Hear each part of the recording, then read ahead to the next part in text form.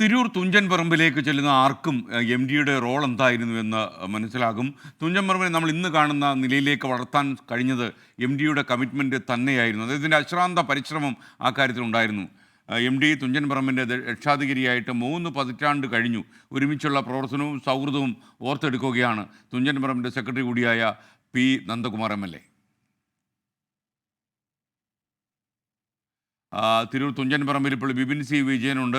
അതുപോലെ കോഴിക്കോട് നിന്ന് അഭിജിത്ത് മുഴക്കുന്നും എം ഡിയുടെ വീടിന് മുന്നിൽ നമുക്കൊപ്പം ചേരും. ആദ്യം ഈ ഉണ്ണിയേട്ടൻ എന്ന ആളുകൾ വളരെ താല്പര്യത്തോടെ വിളിക്കുന്ന പി നന്ദകുമാർ എം.എൽ.എക്കൊപ്പം ബിപിൻ സി വിജയനുണ്ട്.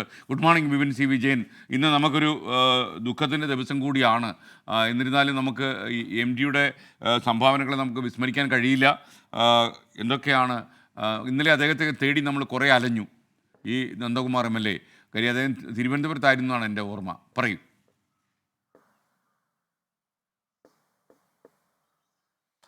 Good morning SKN. ഞാനും നന്ദകുമാർ എം.എൽ.എയും ഇപ്പോൾ തുഞ്ചൻ പറമ്പിലാണ് ഉള്ളത്.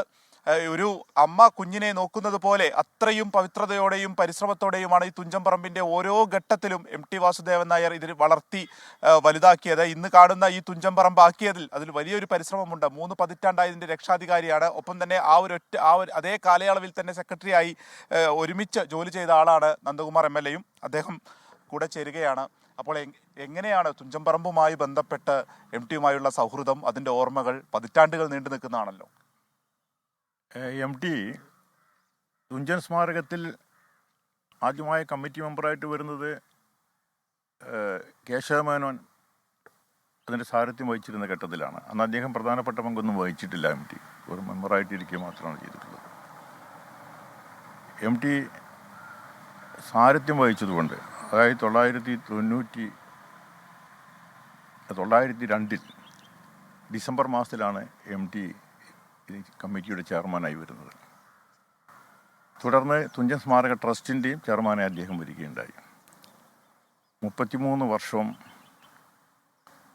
20 ദിവസവും പിന്നിട്ടിരിക്കുകയാണ് MT ചെയർമാനായി വന്നതിന് ശേഷം.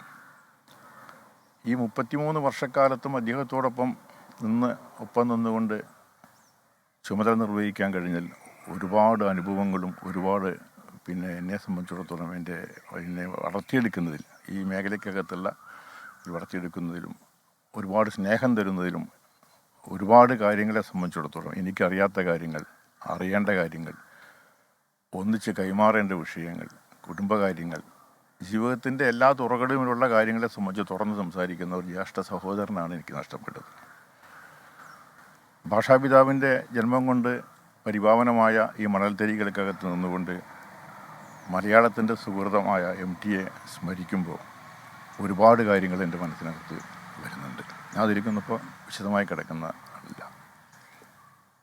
തുഞ്ചൻ പറമ്പിലെ 1954 കേശവമേനോൻ ചെയർമാനായ ഘട്ടത്തിലാണ് തുഞ്ചൻ ഉത്സവം ഇവിടെ ആരംഭിക്കുന്നത്. അന്ന് നാമമാത്രമായ ഒരു അനുസ്മരണ സമ്മേളനം മാത്രമായിട്ടാണ് ഒതുങ്ങിയിരുന്നത്.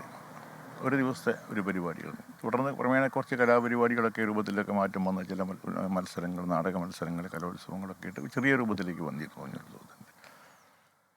ഇതിന് മാറ്റം വന്നത് MT വന്നതിന് ശേഷമാണ്.